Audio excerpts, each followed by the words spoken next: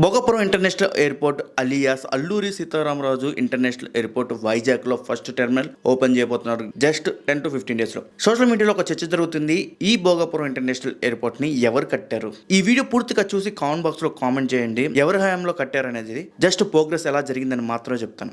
ఇప్పుడున్న విశాఖపట్నం ఎయిర్పోర్ట్ అటు సివిలియన్స్ కి నావీకి రెండింటి ఉపయోగిస్తారు. మనం కంబైన్డ్ ఆంధ్రప్రదేశ్ నుంచి విడిపోయిన తర్వాత 2014లో మనకి ఒక కొత్త ఎయిర్పోర్ట్ కావాలని చెప్పేసి చంద్రబాబు నాయుడు గారు నిర్ణయించుకున్నారు. 2015లో సెంట్రల్ గవర్నమెంట్కి ఇన్ఫర్మేషన్ ఇచ్చారు, మాకు ఒక కొత్త ఇంటర్నేషనల్ ఎయిర్పోర్ట్ కావాలని చెప్పేసి. అయితే airport authority of India clearance ఇచ్చింది, గ్రీన్ ఫీల్డ్ ఎయిర్పోర్ట్ మీరు కట్టుకోమని చెప్పేసి. 2015 నుంచి 2016 ఈ మధ్యకాలంలో భూసేకరణ కూడా స్టార్ట్ చేసింది. ఆ టైంలో వైఎస్ జగన్మోహన్ రెడ్డి గారు భోగాపురం ఇంటర్నేషనల్ ఎయిర్పోర్ట్ కట్టకూడదని చెప్పి రైతుల తరపున పోరాడారు కూడా. ఆ గొడవలు అలా జరుగుతున్న టైంలోనే ఆగస్టు 2015 పర్యావరణ క్లియరెన్స్ కూడా వచ్చేసింది. ఇకేముంది, శంకుస్థాపన ఒకటే. సెప్టెంబర్ 14, 2019 చంద్రబాబు నాయుడు గారు మొదటి శంకుస్థాపన చేశారు భోగాపురం ఎయిర్పోర్ట్కి. దాని తర్వాత గవర్నమెంట్ మారింది, జగన్మోహన్ రెడ్డి గారు అధికారంలోకి వచ్చారు. జగన్మోహన్ రెడ్డి అధికారంలోకి వచ్చిన తర్వాత దాదాపు 4 ఏళ్ల పాటు ఆ భోగాపురం ఇంటర్నేషనల్ ఎయిర్పోర్ట్ గురించి ఒక్క అప్డేట్ కూడా లేదు.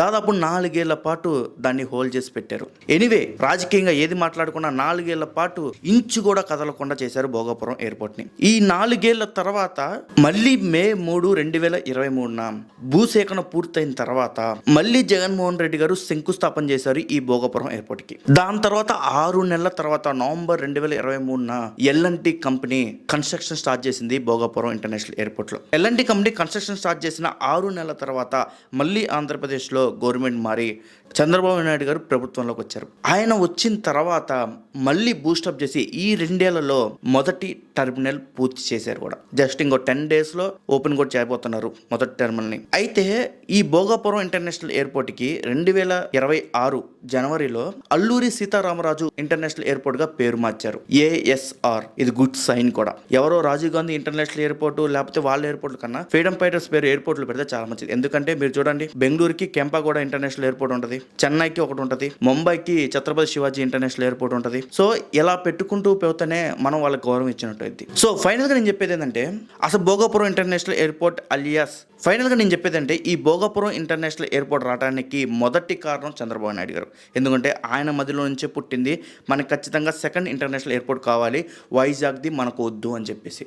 అండ్ సెకండ్ థింగ్ వచ్చేసి, అన్ని క్లియరెన్సులు చంద్రబాబు నాయుడు హయాంలోనే వచ్చాయి. దాని తర్వాత జగన్మోహన్ రెడ్డి గవర్నమెంట్లో భూసేకరణ పనులు పూర్తయ్యాయి. 2200 ఎకరాలు మొత్తం పనులు జగన్మోహన్ రెడ్డి అధికారంలో ఉన్నప్పుడే భూసేకరణ పనులు పూర్తయ్యాయి. దాని తర్వాత చంద్రబాబు నాయుడు గారు మళ్ళీ అధికారంలోకి వచ్చారు. ఇప్పుడు ఫస్ట్ టెర్మినల్ పూర్తి కూడా చేశారు. సో ఈ వీడియో మొత్తం చూసిన తర్వాత మీకు ఏమర్థమైందో కామెంట్ బాక్స్లో కామెంట్ చేయండి. ఎవరి హయాంలో ఎక్కువ వర్క్ జరిగినాయి, లేకపోతే ఎవరి హయాం వల్ల ఈ భోగాపురం ఇంటర్నేషనల్ ఎయిర్పోర్ట్ ఇది ఈ స్థాయికి వచ్చింది. మళ్ళీ కలుద్దాం వేరే వీడియోలో.